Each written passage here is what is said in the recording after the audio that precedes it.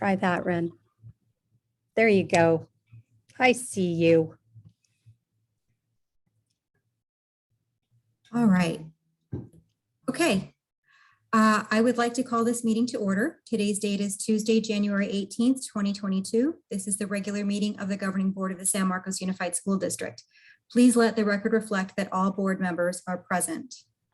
The San Marcos Unified School District is an innovative and collaborative community providing an unparalleled educational experience. Through an engaging and supportive environment, all of our students are challenged, inspired, and poised to excel.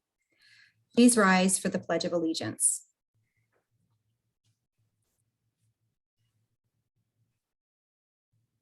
Ready, begin. I pledge allegiance to the flag of the United States of America and to the republic for which it stands, one nation, under God, indivisible, with liberty and justice for all. Be seated.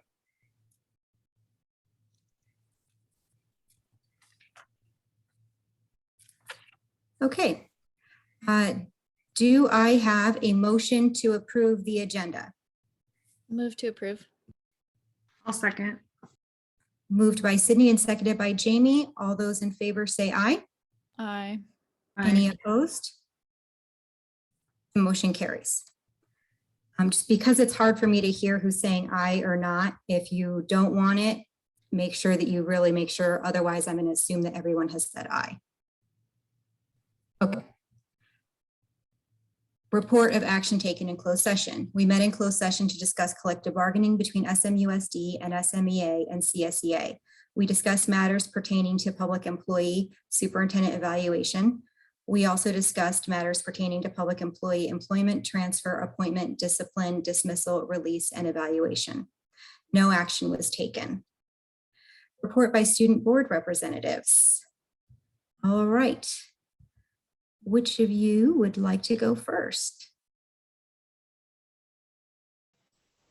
I'd be willing to. Wonderful. Okay, now how do I screen share? So there should be a tab on the bottom that says share screen. Share screen, you should be able to, Ren. Okay. Thank you. There you go. Can I full screen? Okay. Hello. I'm Ren Casillas, a student of Twin Oaks and a representative of alternative education. We are currently in the third quarter, which will end towards the end of March. And at the end of the last quarter, we had a lot of students transfer back to the bigger high schools or graduate, and I'll show them off later.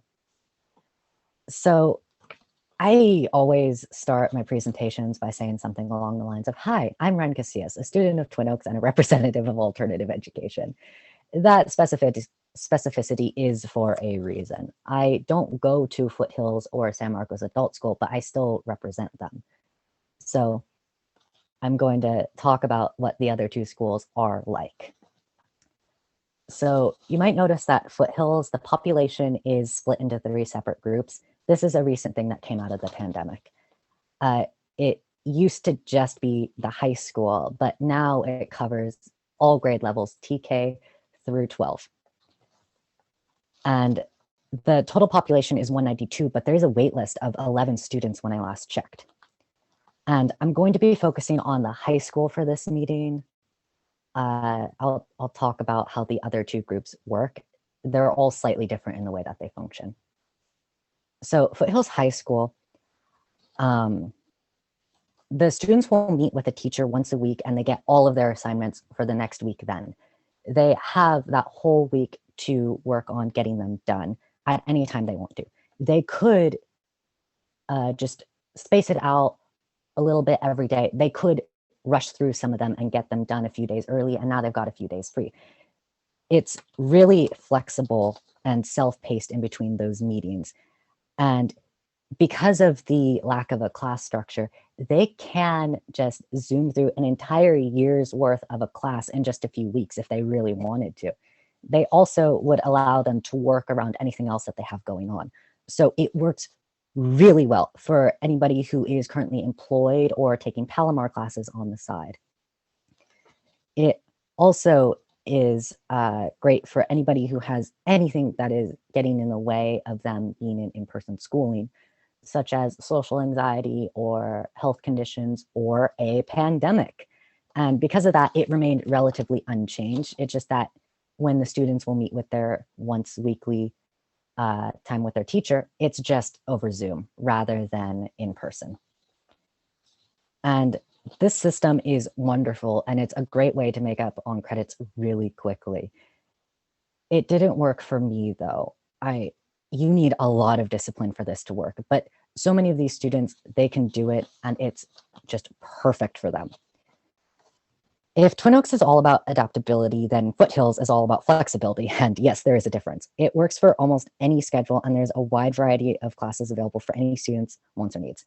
Here's some of the electives. So Chinese 2, SEA Contemporary Health, Foundations of Personal Wellness. Just kidding. I'm not going through all of these. There's 8 slides worth of this. It's not worth it. There is a lot of them. It is kind of ridiculous, if I'm being frank with you. Now, if you managed to read really quickly and paid attention while I zoomed through those, I don't know how you would have, but if you did, you might have noticed repeated classes. And even on this slide, there are a few repeats. So Chinese 1 is listed twice, for example. And if you were really paying attention, you would have seen that those repeated classes have different codes on the end, or they have an A or a B tacked on there too, as you can see with Chinese 1. This is for a reason. There are multiple forms of each and every course. Some have both semesters together, and some have them broken up into part A and part B. So for example, Chinese 1, it's part A and part B right there. Some students, they want to take the course all at once. Some of them, they want to take it separately, or they want to have a little break between, or maybe they just need to make up one semester and not the other one. And they could do that like that. But there's all sorts of other versions. There's regular honors, AP, and credit recovery available for the majority of classes. Credit recovery is specifically designed for students who failed a class previously and they just want to remake the credits. It's simplified and it allows them to only go over what they missed rather than have to go through the entire class all over again. So there can be up to 12 different versions of the exact same course, sometimes even more.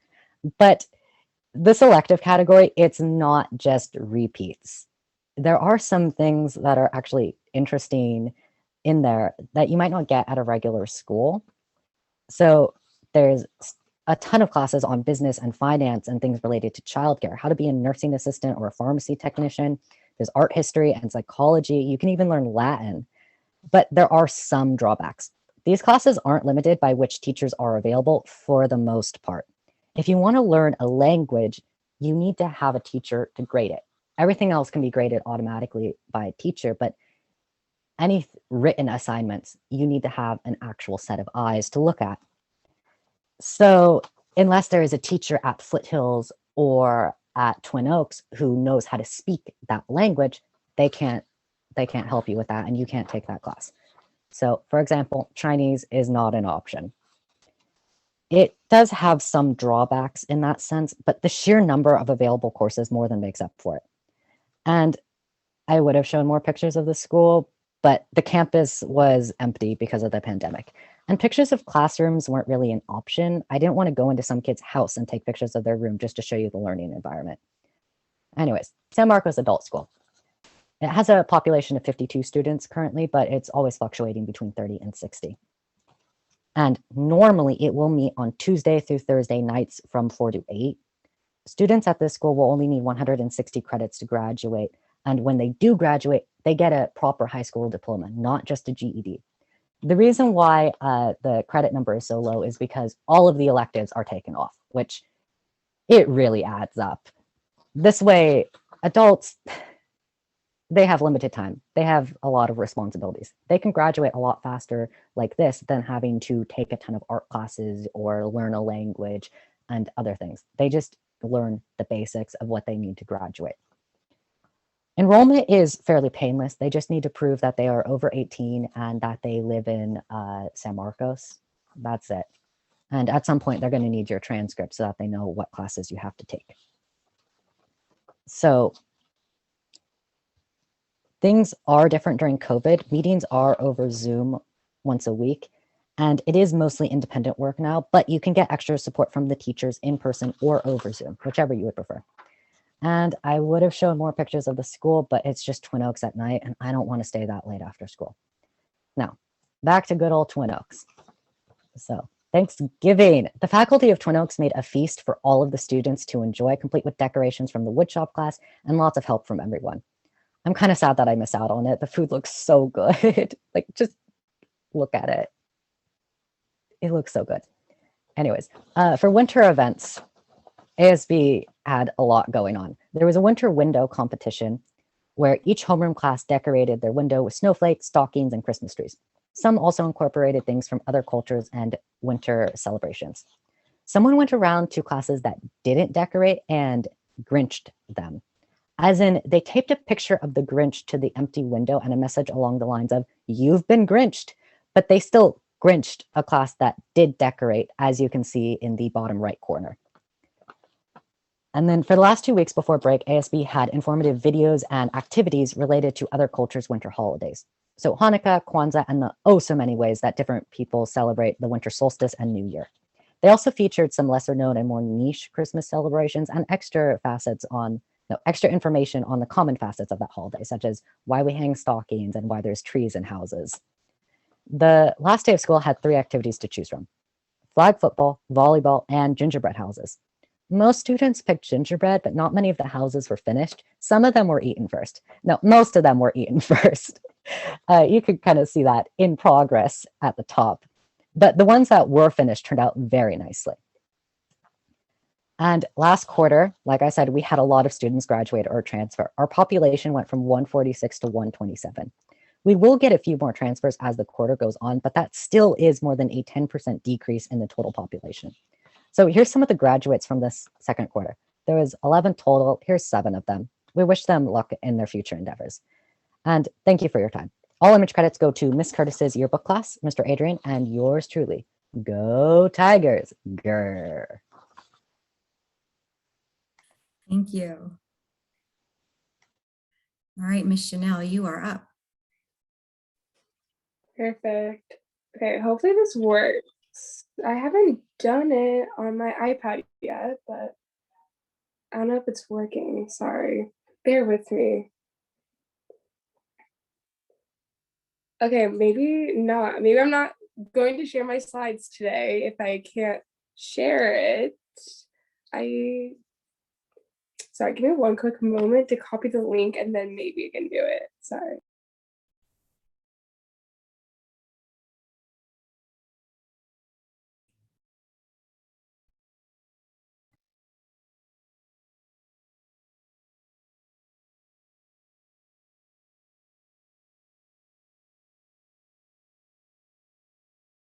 Okay, probably not because I don't have it logged in, but I can try quickly. Sorry.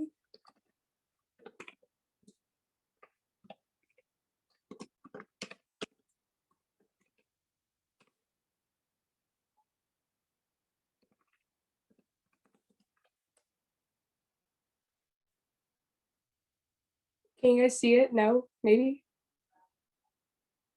Nope. Okay. Well, I guess I won't share my presentation since it's not working. So sorry, but it was just some sports and the musical. I guess when I share it, but next time I'll figure it out before I come on. But good evening, school board members and audience. Happy New Year. I hope everyone's staying safe and enjoying the new year. Without further ado, let's get started. I have some highlights for athletics. Girls basketball has a 10-7 overall record and is ranked in the top 15 in San Diego County. Boys soccer has started the league play 1-1 with an overall score of 7-5-3. Girls soccer is ranked 4th in San Diego and has a record of 10-3. They have open league play 2-0.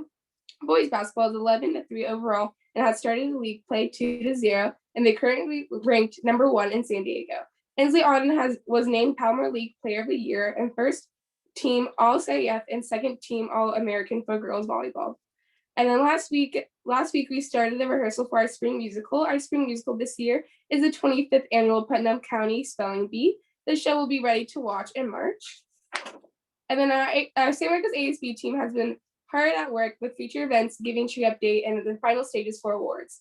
This week, we have started our signups for our annual blood drive. Our 17 and older students can sign up and donate the blood on January 27th. Our blood drive is happening in a bloodmobile in our festival court. We are deep into the RSVP, the Raising Student Voice and Participation year-long program. We're about to conduct a second summit where we bring the concerns that the student body had communicated back to the students and ask them to help brainstorm tangible plans on solving the issues that they brought up. Issues that the students brought up range from shortening the long lunch lines to addressing student-teacher relationships and more accountability for hateful/racist comments made by individuals on campus. This week, we have begun selling our tickets to our winter formal, which will be taking place in the Escondido Center for the Arts Museum. Next week, the week of the 24th, we have Club Rush 2.0, and we're starting a brand new lunchtime event called AP/Elective Fair, where students can interact with current students and teachers of honors and AP courses and ask their questions about them as the course selection begin for grades 9 through 11. Our Giving Tree has finished in December, and this year we surpassed the previous record raise for the event by several $1,000s. The Giving Tree is 2021 have raised over $10,000 in both monetary and donation items for students and family on our campus. The Giving Tree event supported 100 McKinney Dental students with basic necessities such as water bottles, gift cards, blankets, and more. This event also sponsored 4 families of the students to provide presents for them and their families to make their holiday season more special. Donations included such as bicycles, blenders, silverware plates, pots and pans, gasoline, gift cards, coffee makers, vacuums, beddings, shoes, skincare products, clothing, and toys/electronics for young children. This event brought many teachers and students in the community together to contribute to a good cause. Culturally inclusive winter and holiday celebration, our student union lifted the spirits of all who entered our campus in a normally difficult time during COVID-19. Our ASB team is in the final stages for applying to the California Association of Student Leader Outstanding Leadership Program Award and the National Student Council of Excellence Awards. And that's all I have for you tonight. Thank you, and as always, go Knights. Thank you. If you send your presentation to Dana, she'll send it to the board so we can see it. All right. Okay, 5.0 communication session. If you completed a request form to address the board, you will be called to speak as determined by the order in which requests were received. When it is your turn to speak, the meeting moderator will unmute the current speaker. Please state your name for the record. Each speaker will be allowed 3 minutes to speak, except for our union representatives who have 5 minutes. You will be prompted with a 15-second warning before your time expires, after which the moderator will mute your device and we will move on to the next speaker.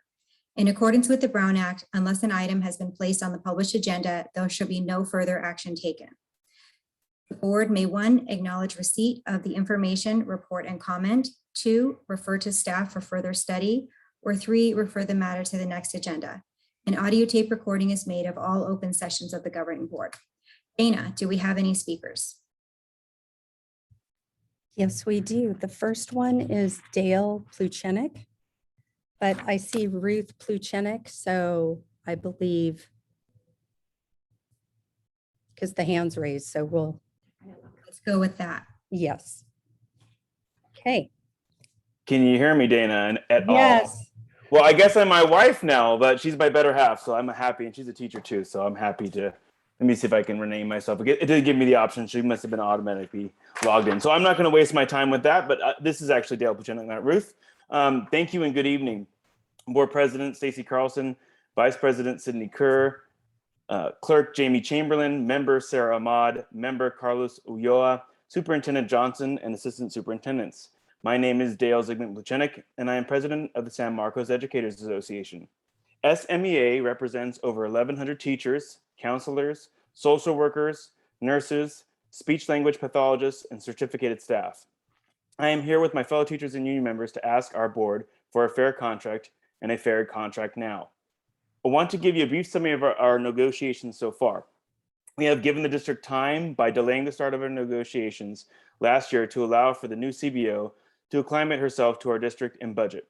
We have waited for the new budget interim projections, and we have waited for the state to produce their initial budget presentation, which, by the way, is now overwhelmingly promising after the California budget shows a $45.7 billion budget surplus, with a great deal of money promised towards K through 12 education. We now ask for fair compensation. During our past 2 negotiation sessions, the district has effectively offered us 0% over 3 years. 0%. We're often told of how valued we are, and we are thanked for how much we do for our students. I ask you, is this value 0%? We have been told we do amazing things, that we are remarkable teachers, and we are some of the best in the county. How does the district reward this type of hard work and outstanding professionalism? They offer a salary increase of 0%. In the past 2 years, we have had to change our teaching modalities numerous times and have done so with grace and perseverance. We want and deserve a fair contract. We have been told by the district leadership that they value us for the exceptional education we provide our students. We need to see how we are valued. We have been told by our board that they want to recruit and retain the best teachers. Ladies and gentlemen, your words no longer suffice. Your value must be stronger than words and thoughts. There must be action. This may be my first year as SMEA president, but every time we are in negotiations, there are always excuses and reasons as to why the district cannot afford to pay teachers a competitive salary. This round of negotiations, the excuse is that we're experiencing declining enrollment. While we do not agree with your numbers and projections, we understand your concerns and have been willing to work in a collaborative manner to solve the issue. Do not exacerbate this issue by having labor unrest. Teachers have a hard time reconciling the district's belief of fiscal issues when teachers see the district office creating and hiring new positions, all the while claiming to be in a financial and budget crisis.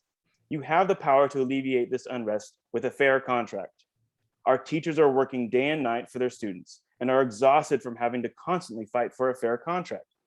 SMEA is filled with professionals that continue to go above and beyond daily, and all they ask for is to be compensated fairly. Ladies and gentlemen of the board, you have the authority and power to show the teachers, counselors, social workers, nurses, speech language pathologists, psychologists, and other certificated employees that you respect their hard work beyond just words. Give the district direction to show your employees their true value by offering a fair contract now. Thank you. Thank you. David Clay.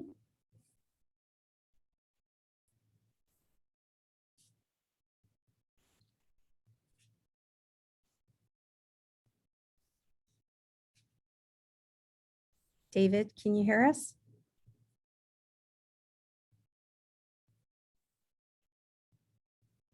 You're muted, David.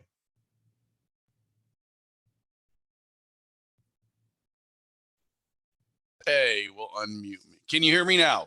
Yes. Thank you.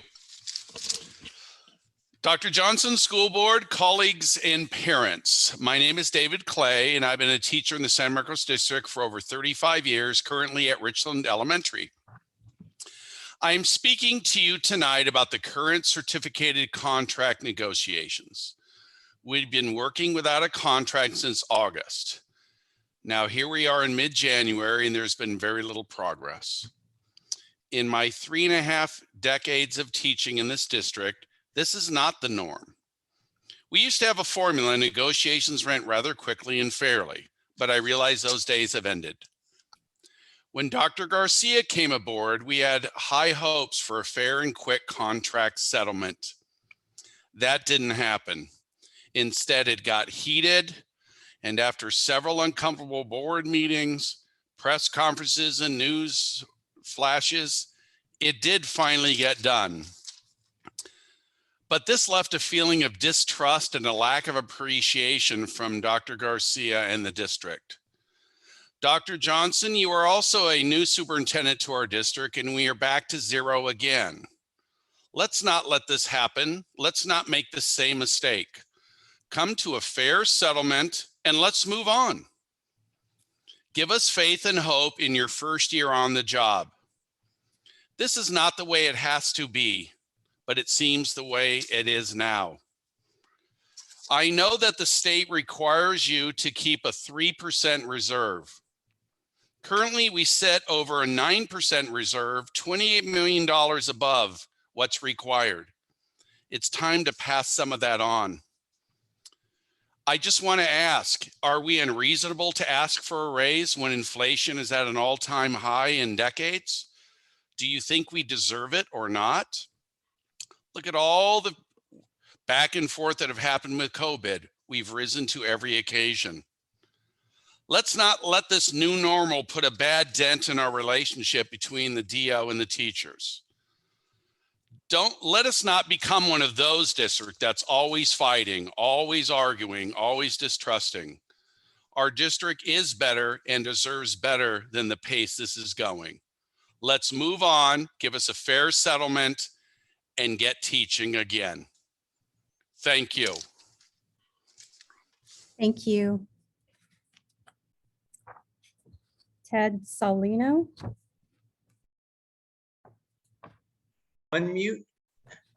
Is everyone hearing me out there? Yes, we are, Ted. All right, thank Go you. ahead. Thank you very much. Hey, good evening, board members and Dr. Johnson. My name is Ted Salino, and I'm a second grade teacher at Carrillo Elementary.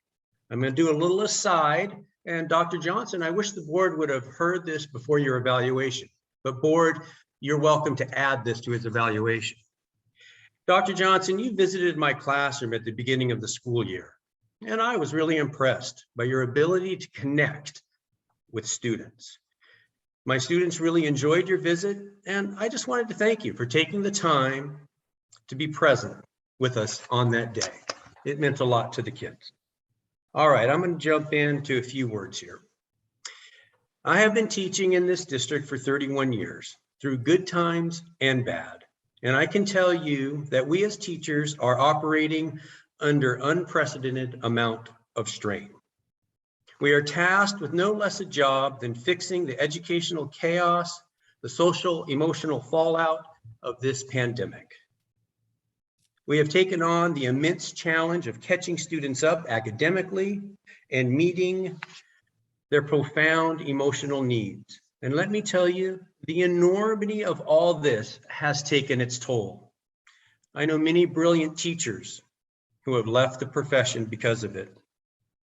This is the moment in which you can show that you recognize how hard we are working, that you appreciate the risks we are taking with our health, and that you honor our tremendous flexibility. It simply is not reasonable to leave us stranded with no contract when we have a state surplus, guaranteed Proposition 98 funds, a governor with the political will to direct funds to public education, new housing developments in our city, additional TK funding, and the up-and-coming teacher retirements. SMEA has put before you a legitimate proposal. Show us that you value our professionalism and our passion by negotiating in good faith. It is an absolute critical time to do so. Thank you. Thank you. Dylan Connor. Hello, can you hear me? Yes, we can. Thank you. Good evening, board members and Dr. Johnson. My name is Dylan Connor, and I've been a middle school teacher in San Marcos Unified since 2014. When I was hired, like today, teachers were working without a contract. Also at that time, middle school teachers had no prep period for planning, grading, professional development, or collaboration with colleagues. Everything happened in unpaid time outside of contract hours. As a new teacher, the only way I could get everything done was by sacrificing much of my personal life, staying late most weeknights and grading and planning all weekend. It's worth it, I thought. I love what I do. What I should have also been thinking then is we need a fair contract now. Some listening may not know the history of the middle school planning period in San Marcos. It was sacrificed by teachers in an effort to help buoy up the district during financial straits, with the understanding that it would be returned when the district was in a better financial position. In the many years between then and when I was hired, however, planning time was not reinstated. Years of unpaid labor outside of contract time were sacrificed before SMEA won it back. It was a battle that should never have been fought because all they had been asking for all those years was a fair contract now. One takeaway from that brief history lesson is that educators are famously willing to make sacrifices.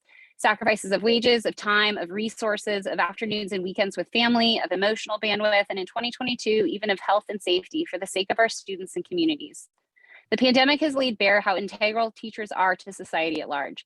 In fact, without teachers in classrooms supporting our nation's children, the economy cannot function. It collapses. That foundational importance alone should merit a fair contract now. There are some who believe that teachers are just glorified babysitters. Let's pretend for a moment this is true. A babysitter might earn $10 per hour per child. Teachers have about 30 children each hour for 5 hours a day. Well, at a middle school. So for 180 days of work at that rate, we would be grossing about $270,000 a year. This is light years beyond what we were asking for, even with our advanced degrees, subject matter expertise, and collective centuries of experience in education. Instead, we are simply asking for a fair contract now. The future of public education is teetering on a knife edge. Excellent teachers are leaving the field for better working conditions, and colleges are closing their teaching programs due to a lack of interest. People see how educators are treated poorly in the media, online, by their own districts, and they shy away from the profession. Members of this board have claimed that attracting and retaining the best individuals to teach in SMUSD is of the highest priority, and yet the district appears unwilling to act on this claim by not offering a fair contract now. We have been here for you, making sacrifices of time, energy, health, and well-being You for have our 15 students, their seconds. families, and for the community, and we've done so willingly and with grace. It is your turn to show us that you do truly value those sacrifices by offering a fair contract now. Thank you. Thank you.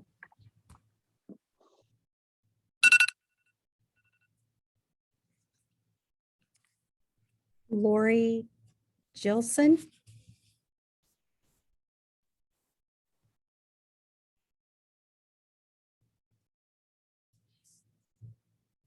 Lori, can you hear us?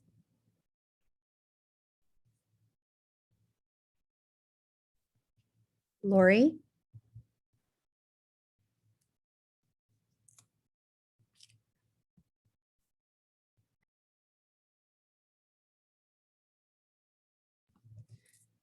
Shelby Wilkinson?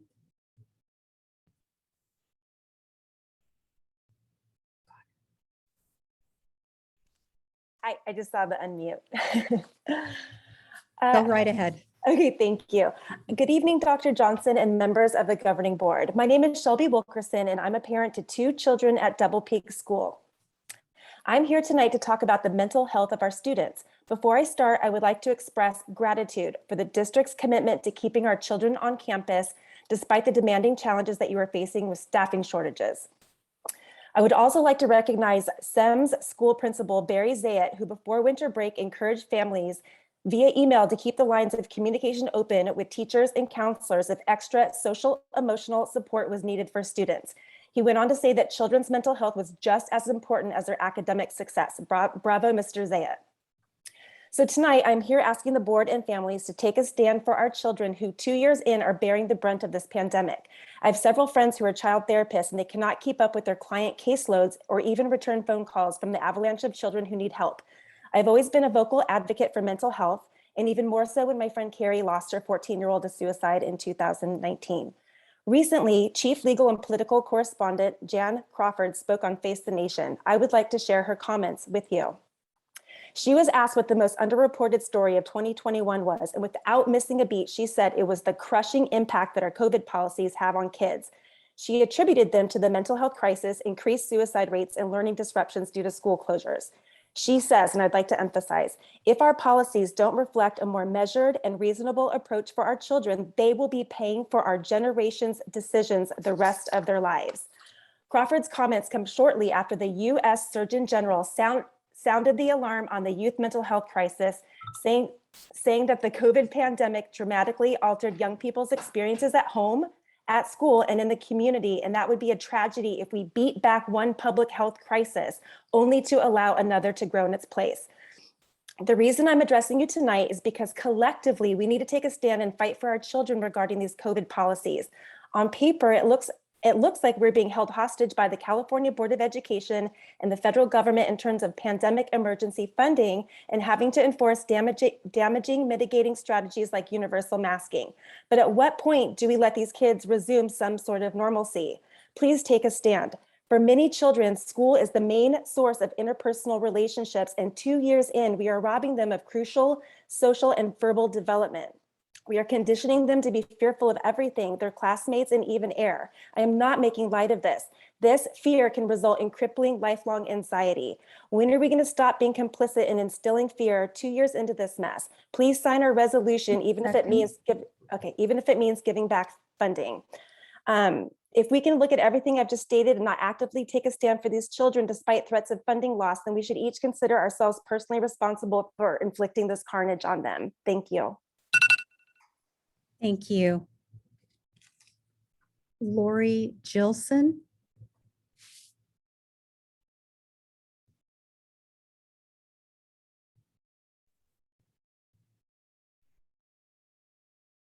Lori. Lori, you're muted. There you go.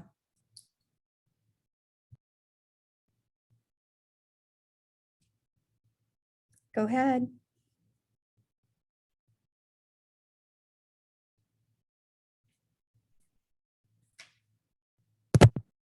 All hear me? Yes, we can hear you now. Okay, perfect. Go ahead. All right, good evening. My name is Lori Gilson. Well, here we are again. A new year is upon us, yet we're having the same conversation. Several months ago, you may recall hearing from myself and many other speakers about the ineffectiveness of masks and how we want there to be a resolution for choice in mask wearing for our kids. You have repeatedly been given the science that cloth and surgical masks offer next to no protection against this virus. In fact, as of recent, Leanne Wen, medical analyst for CNN, stated, and I quote, "Cloth masks are little more than facial decorations. There's no place for them in light of Omicron." The CDC recently updated its guidance, and I want to highlight the word guidance here, on masks for the general public, now saying that people may choose to wear N95 and KN95, but the CDC stopped short of saying that people should opt for certain masks over another. Well, why is the CDC stopping short of saying what mask exactly to wear? Is it because of liability? Or is it because not too long ago, they specifically instructed people not to wear an N95? Or is it because they know they are not safe and they are absolutely ineffective? The California Department of Health on their website states that children should not wear these masks. They do not fit properly and can impede breathing. So please tell us, if cloth masks don't work and N95 and KN95s impair a child's breathing and cause harm, what mask are you then recommending our children to wear that aren't considered dangerous or a useless piece of facial decoration? I apologize if I sound harsh, and in no way am I trying to be disrespectful, but I and hundreds of others of parents are fed up. The fact that we are having a conversation about asking that our children be allowed to breathe fresh air is crazy. To deprive our children's brain from oxygen or restrict it in any way is not only dangerous to their health, it's absolutely criminal. It's our God-given right to breathe air, and it's time that our district and our schools take a stand. There are teachers, and I'm not saying all of them. There are very few teachers, but there are some that are singling out and shaming students in front of their peers. It happened to my son in regards to mask wearing. Our kids have had enough to deal with. They want to be in school. They want to learn. They don't want to have a mask please constantly on them if their mask falls below their nose, for goodness sakes, for 1/4 of an inch. I know many teachers feel the same way that our kids do. They don't want to be bothered by this. They are already under a lot of stress. We're hearing from them tonight, but they keep stating they're doing what they're told and they don't want to get in trouble. That is horrible that our teachers are being made to feel like this, and in turn, our kids are getting punished 15 over it. seconds. We should not be making our children led to believe that their breath is a constant source of disease transmission. The fear and the lies spoken over our kids is heartbreaking, and it needs to stop. I'm sure none of you want to look back on this time and say, I wish I would have done something different, but it will be Thank too late. you. Your time is up. Thank you. Michelle Miller.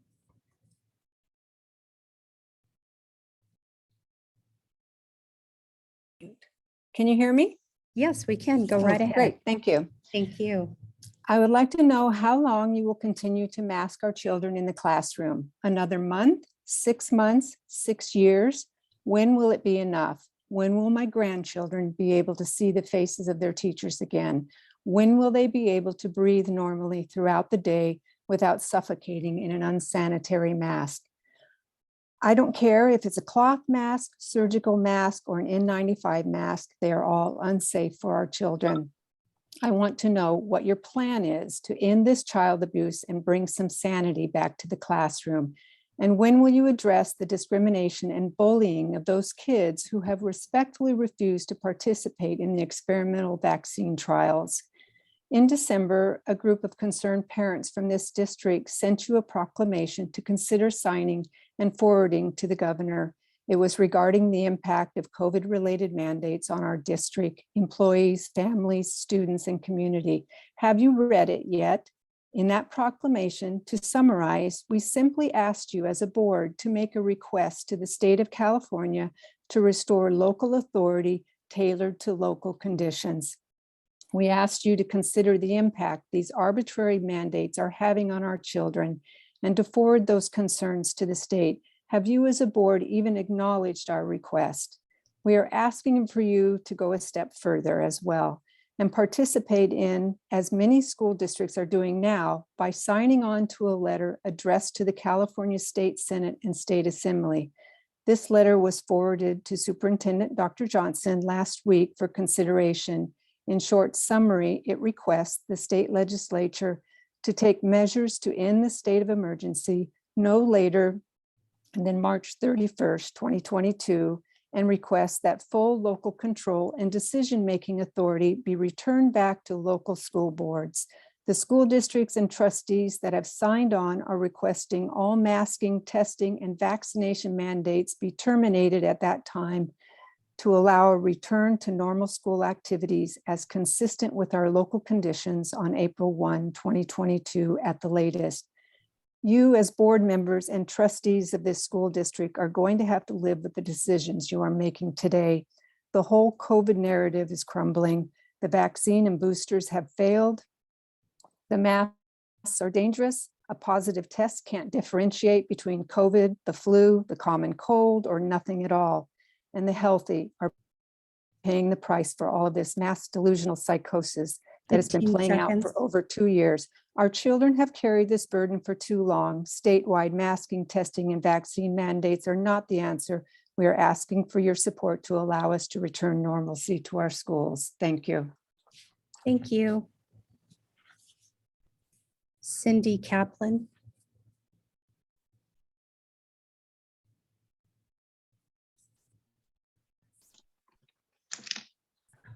Hello? Hi, is this Cindy Kaplan? It is. Hi. Hi, go ahead, please. Thank you. Good evening. The data is very clear if you look outside the narrative that is coming from politicians that have been bought off by pharmaceutical companies. The countries with the highest vaccination rates have the most, quote, cases, and the countries with lowest vaccination rates have the lowest cases. The CEO of Pfizer said last week, quote, 2 doses gives you very limited protection, if any, unquote. He then goes on to say that they are coming up with a new vaccine for Omicron. Have you looked up what the symptoms for Omicron are? There's sore throat, nasal congestion, fatigue, possible fever. This is a cold. This is the common cold. I am confused as to why this board is now behind closed doors for a cold. Masks have been proven to be useless.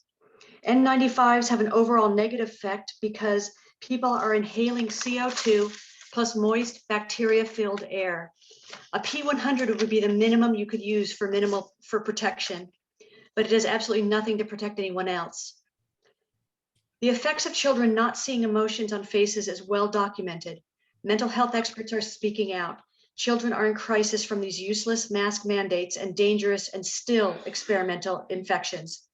This district has received, I believe, close to $30 million in COVID relief funds, but you're sacrificing the well-being of our children for this money. People have already and will continue to pull their kids out of school if this doesn't stop. Sadly, lower income families that can't afford to do this will be affected the most. Please, it's time to put the health and welfare of our children ahead of money. Thank you very much. Thank you.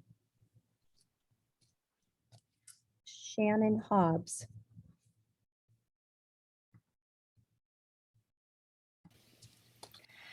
Greetings. Can you hear me? Yes, we can. Go right ahead. Fabulous. Thank you. Greetings, Madam President, Superintendent Johnson, and board members. Thank you for allowing me to speak today. My name is Shannon Hobbs, and I'm a teacher at San Marcos Middle School. I'm here to share my concerns over the current contract negotiations. The district's current offer is far short of what we would consider a fair contract now. I believe we have demonstrated our professionalism and commitment to our students and community as we have weathered the past few years. From young teachers teaching from their homes while educating their own children, to teachers who are committed enough to hold class every day while battling cancer. We have stepped up to keep our classrooms open and engaging. The district's current position seems to be coming from another planet. The sky is not falling, ladies and gentlemen. The reason why the state is so flush with money is because of increased tax revenue from wealthy households and corporations. Current analysis says this is not going to change. What is happening right now, however, is that inflation is putting incredible pressure on us teachers as middle-class families. Not only does your offer not reflect the economic realities of the state, it fails to fairly compensate under COLA. Sometimes when one is evaluating a proposal from the perspective of a discrete amount of time, one will not see the long-term impact. This offer reminds me of another time during the Great Recession when teachers of this district agreed to a 3.26 salary reduction. What seemed like a one-time reduction with nominal impact actually had a huge impact. For example, over the past 10 years, using S&P's rolling annualized rate of returns, that 3.26% actually represented an opportunity cost of 50% of what my salary was that year. The current annualized rate of inflation that you're asking us to absorb is 7%. The opportunity cost for younger teachers in our district will be 1 full year of salary as a minimum. And for teachers nearing retirement, this will impact the final compensation calculations for their retirement, and they will never be able to recover that loss. I believe this board values our teachers. I ask that you direct the district's negotiating team to produce a fair contract that represents our shared values of providing a quality education for the students of San Marcos. Thank you for your time. Thank you. Michael Sterling.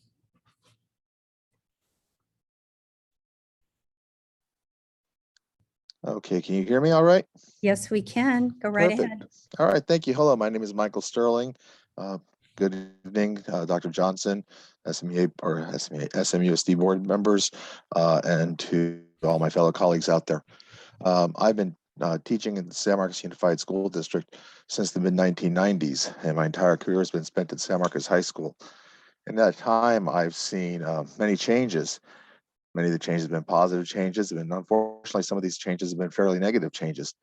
And recently, what we're seeing is an increase in the difficulty of negotiations.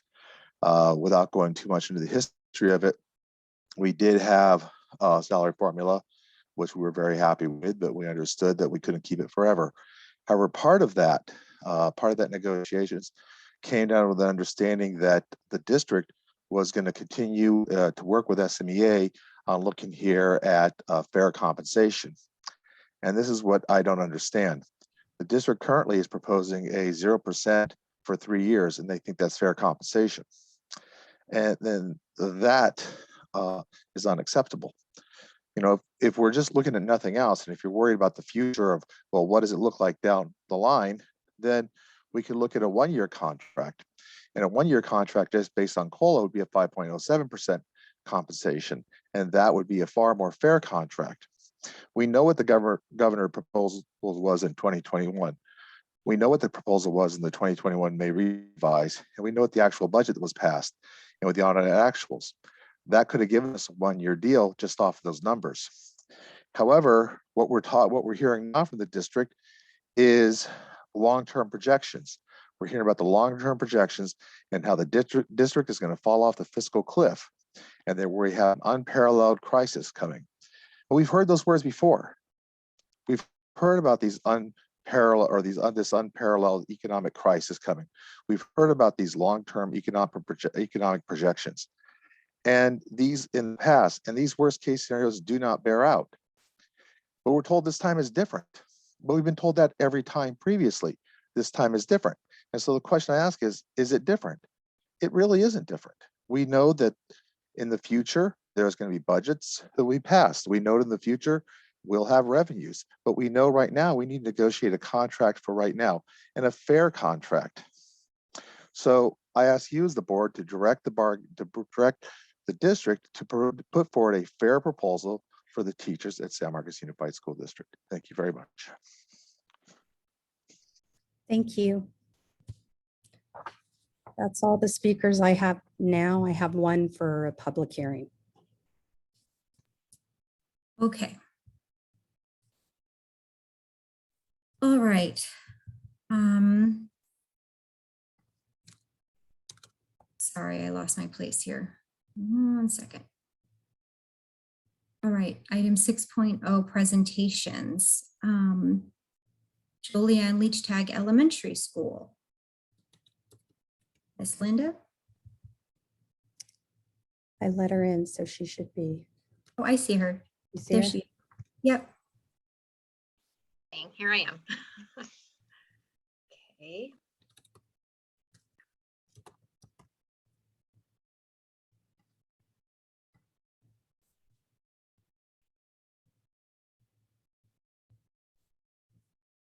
Okay, good evening, Governing Board, Dr. Johnson, Dr. Campbell, and Assistant Superintendents. Thank you for inviting Jolianne here this evening. I am Linda Heinrich, and I am very honored to be the newly approved principal at Jolianne.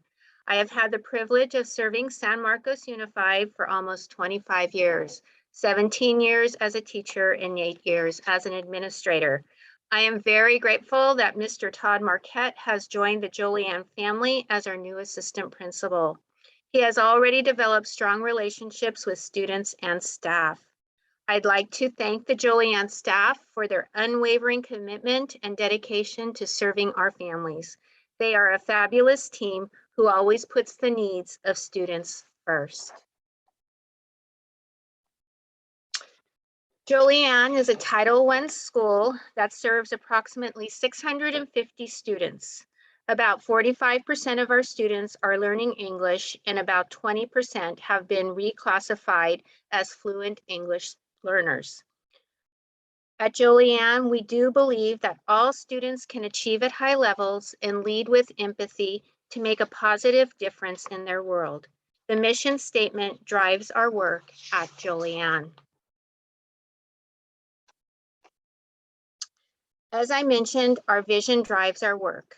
The goals we created with the vision in mind, stakeholder groups such as leadership team, school site council, ELAC, and PTO had the opportunity to provide input. Our first goal is to increase the overall academic achievement of all students. All of our team members have high expectations for our students and provide them with rigorous learning experiences and strong instruction to increase student achievement.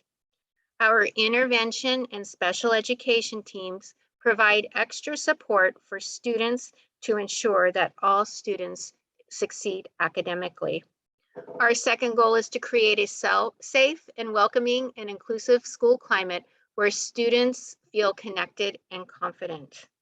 We strive to create a welcoming environment and inclusive school environment that supports our students to lead with empathy through school-wide behavior expectations, being respectful, making good choices, and solving problems.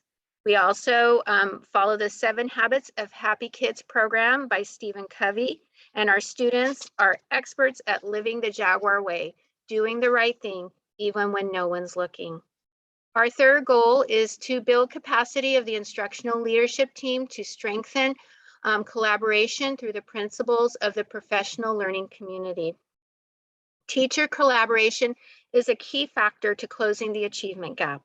Our team leaders meet regularly with their teams to design rigorous learning experiences, create formative assessments, and analyze data to improve student achievement. Our fourth goal is to implement research-based strategies to support student engagement. Our professional learning during leadership team meetings and staff meetings is centered on increasing student engagement through research-based instructional practices. At Julian, we truly believe that all means all. Our professional learning over the past 2 years has focused on strategies and resources that will narrow or close the achievement gap. The opportunity myth supports increased student achievement through 4 resources: high expectations, strong instruction, rigorous grade level work, and deep engagement. This year, we're engaged in the book study Designing Group Work. The principles in this book promote conceptual learning, creative problem solving, and developing language for the purpose of creating equitable classrooms. At Julian, we hold the same belief as Zaretta Hammond, that equity is achieved through providing our most needy students with rigorous learning experiences. And our assistant principal, Todd Marquette, has the next slide. Good evening. All Jaguars are considered leaders, and they lead with empathy by leading with the 7 habits in the Jaguar way. As Linda mentioned, that means doing the right thing even when no one is looking. In addition, our students take initiative to create their own clubs. Recently, with the help of the social worker, they created the Homeless Helpers Club to help the homeless. They created the Cleanup Club to ensure our campus stays clean, and the Art Club, among many other clubs. And also, kindness is promoted on a daily basis. Recently, our older students created a club to work with our younger students with while on the playground and the kindergarten buddies. Finally, our Jaguars know their words and actions can make a positive impact in their classrooms, the school, and community, and they strive to do that every day. Thank you, Todd. Okay. During this pandemic, we have experienced many challenges. However, our community has grown closer together as a result. We see it as a silver lining. We host Family Fridays once a month, where families come to school to read with their student. Pre-COVID, we had approximately 30 parents attend an event. This year, we have had over 100 parents attend each event. Both our Spooktacular and Winter Concert had tremendous turnouts as well.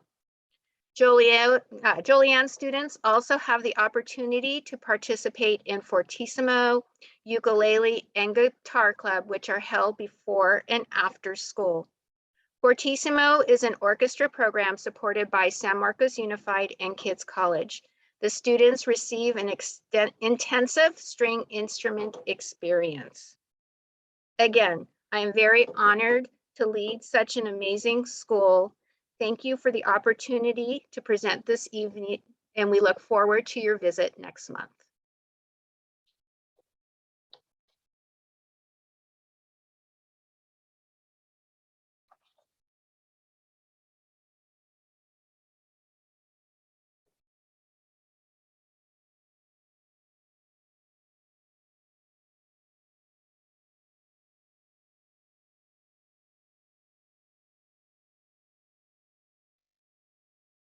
Oh, okay, sorry. Thanks, Linda. You didn't hear what I said, but we look forward to seeing you next month as well. Okay, item 6.0 budget proposal, governor's budget proposal, Aaron Garcia. Lisa from the Promise is Casey. next. Yeah, did I- Lisa Stout.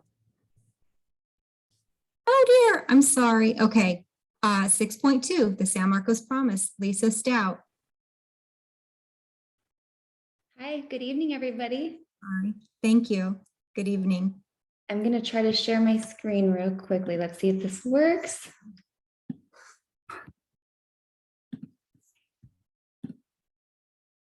That working?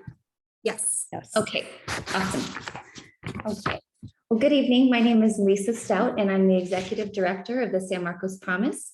And on behalf of all of us, thank you for the opportunity to share this evening a little bit about who we are and what we do. The San Marcos Promise is a nonprofit education foundation supporting the students in San Marcos Unified School District. While our roots stem back to 2007, When the late Dr. Kevin Holt and Mr. Randy Walton established a partnership with the Leach Tech Foundation, we officially became a 501c3 in 2014, and we've evolved quite a bit since then. I think it's important to note that I spent the first 20 years of my career as a school counselor and 14 of those years at San Marcos High School. So I'm acutely aware of the difficulties and challenges faced every day in educating and nurturing these young humans in our school system. It's monumental, to say the least, and I think we'd all agree that this takes a collective effort and the needs can't be met by the schools in the district alone. So this is why we exist, and it is our foundation's critical aim to help the schools and district by supporting and directly impacting students and their futures. We are a small but mighty team of 3 and have a board of directors made up of 13 extremely dedicated professionals and leaders in our community who help guide us forward. We operate on the premise that while talent is universal, opportunity is not, and every student deserves the opportunity to chart their path to a successful career. So it is our mission to work in tandem with the San Marcos Unified School District to establish more partnerships and bring in additional tools and resources to help students successfully launch their futures. In this, we provide programs and create opportunities for students to learn about their strengths and interests, explore the many career and educational options that exist, and take concrete steps to prepare for and transition to college and career. As a nonprofit foundation, we are able to carry out our mission through the generous financial support and volunteer efforts of San Marcos Unified School District parents, individuals, local businesses, and corporate and foundation grants. We're halfway through our fiscal year at this point, and I'm proud to announce that we've raised over $500,000 to date this year. We're so grateful for all of our supporters, without whom we could not do this important work. And I'd like to give a special thank you to our pals of the promise, who are San Marcos Unified School District employees that give via monthly donation. One of our most proud partnerships is with Pima Medical Institute, which has enabled us to provide 2 full-time high school education coordinators who work at all 3 high schools year-round, including summer and holiday breaks, providing much-needed support in the area of career exploration, job and career readiness, and personal finance. They've been such a great addition and are making a huge impact. This partnership also prompted the new vet assistant program at Twin Oaks High School, which is supported through Pima Medical Institute. Which brings me to where this work happens, our labor of love, and something that began as a dream of Dr. Holt's long ago, the Future Centers. We've been working relentlessly to raise funds in order to refurbish the old college and career centers at each high school into what will now be Future Centers. With new and upgraded technology and furnishings, these centers will be a one-stop shop for all future planning, a central hub where we will continue to establish and grow partnerships with local companies to bring in supports and resources for our students. What's most exciting about these centers is they were designed by students at each site with the help of Miss Tiffany English, who is a San Marcos Unified parent and an architect at Qualcomm. Students at one site wanted a word wall in their future center, and what was chosen to go on the wall will say, "There are no dreams too large, no innovation unimaginable, and no future beyond your reach." And I think that beautifully sums up what we want students to feel when they walk through those doors. And what we hope Future Centers say to our students is that we all collectively believe in their future and are committed to their long-term success.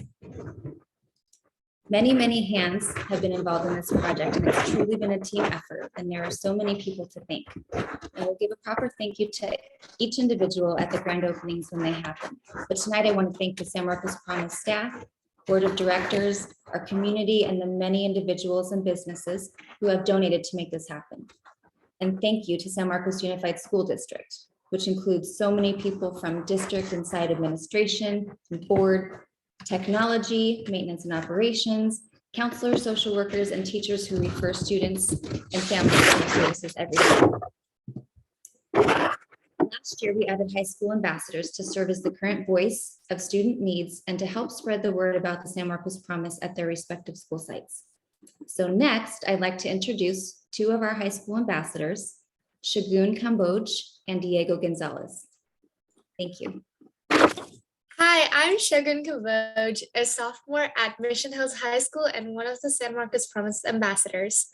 I was one of the students who helped design the Future Center at Mission Hills High School. We worked with a local architect named Tiffany English, who mentored us through the project. The hands-on experience that I received from it inspired me so much that now I'm considering pursuing a career in that field. When we first started talking about the Future Center, we wanted it to be a cool and unique place that students would want to hang out in. When students walk in, we want them to feel encouraged to dream past their imagination and learn about all the opportunities for their future. We're going to have a cool virtual reality station where students can do virtual tours and job shadows and way more. We chose Compass to be our Future Center's logo so that students can find their unique North Star and direction in life. When a student enters the room, they can get help learning about their strengths, interests, career exploration, various types of education that is offered to them beyond high school, job seeking skills such as resume writing and interviewing, budgeting, and so much more. I'm really thankful to have this place as it has helped me a lot. Thank you to everyone in the community who has helped raise money to bring Future Centers to students like me. And now I would like to hand over to Diego.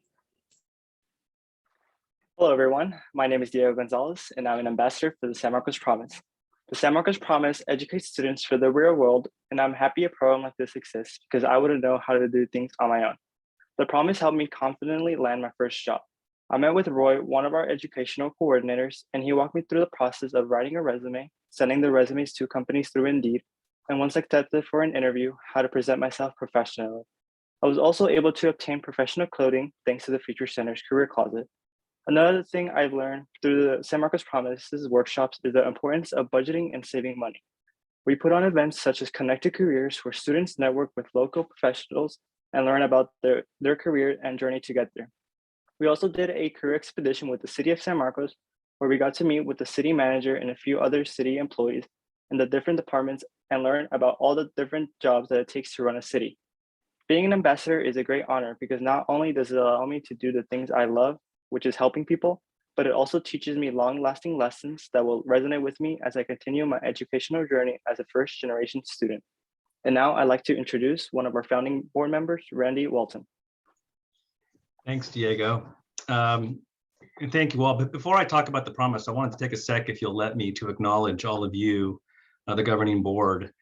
Some of you know that I spent 10 years in your chair, and we dealt with some difficult times when I was on the board, but nothing like you have had to face in the last couple of years.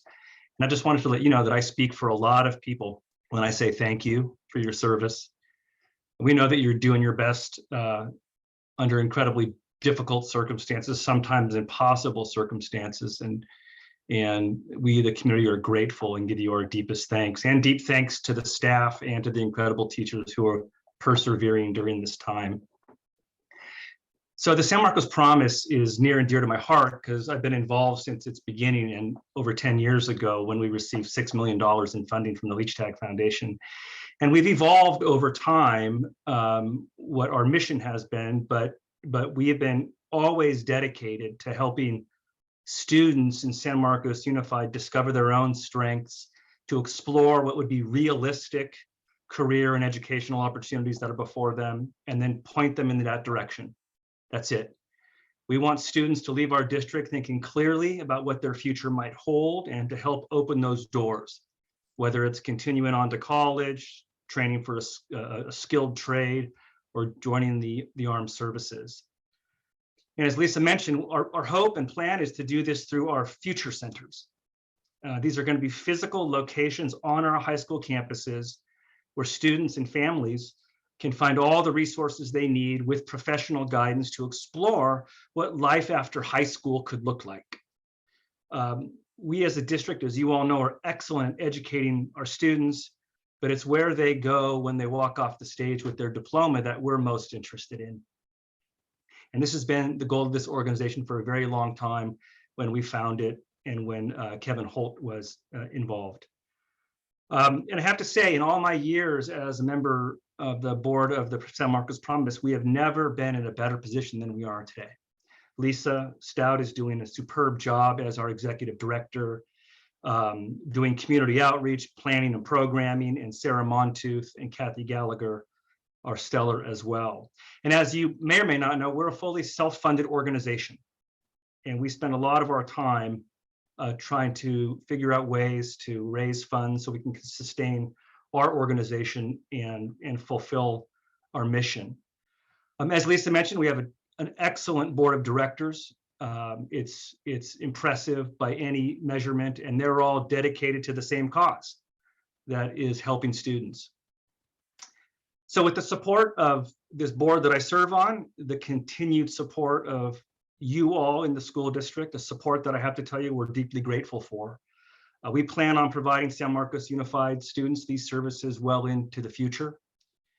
And it's our hope that with your continued support and partnership that we can expand our services for San Marcos Unified kids in the future, because I'm sure like you, we think it's an incredible gift to help a young person formulate a plan that gives them the ability to launch into life post high school with confidence, clarity, and purpose.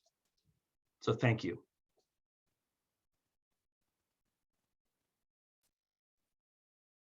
Thank you very much. Thank you guys for coming. We have 3 new board members and we have a new superintendent. We have a new CEO, CBO, I'm sorry. And so I felt like having you come and introduce yourself to us so that we can have a better understanding of how we all work together and what it's all about was really necessary. And I thank you for taking the time to be here. Does anybody have any questions or comments for them before they leave? Okay. Well, thank you all so much. Appreciate it. Thank you for having us.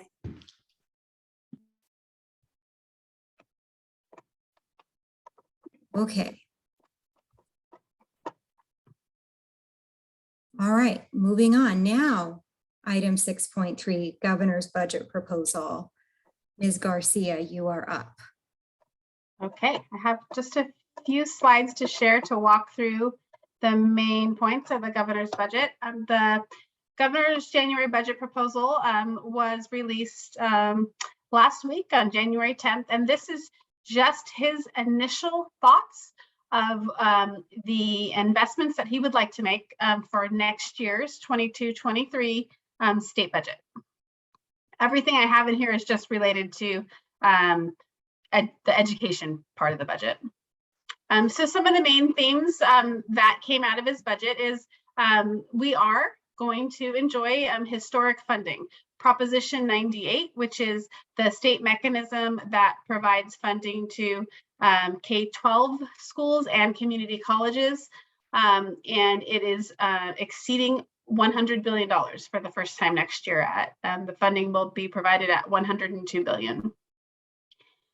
And the budget also attempts to tackle the rising costs from inflation and addresses cost of living. It also does, thankfully, address some of the funding impacts that is going to impact us related to declining enrollment and attendance rates. It addresses expanded learning opportunities to mitigate some of the pandemic learning impacts. And then it has ongoing investments in special education and early childhood learning. And then the budget also proposes several ways to invest in one-time things in our state. So under the local control funding formula, which is our main source of revenue for schools, the governor proposes fully funding the statutory COLA, which is calculated at this time to be 5.33% for next year. Just want to point out here that the reason the COLA is calculating so much higher is because of the inflation that we're experiencing in the economy right now. So the COLA is calculated based on 7 economic indicators and is meant to provide funding to pay for all of the various things that government entities need to pay for and incur on an annual basis. Noticeably absent from the governor's proposal, though, is funding beyond COLA. Lots of school advocates were hoping that there would be an increase in base funding to LCFF, and that is not part of the governor's proposal. In terms of relief for declining enrollment in ADA, the governor does have what I think is a fairly good proposal in there. That he is recommending that schools are funded on the greater of 3 different areas, either current year ADA, the prior year ADA, which is what our current funding model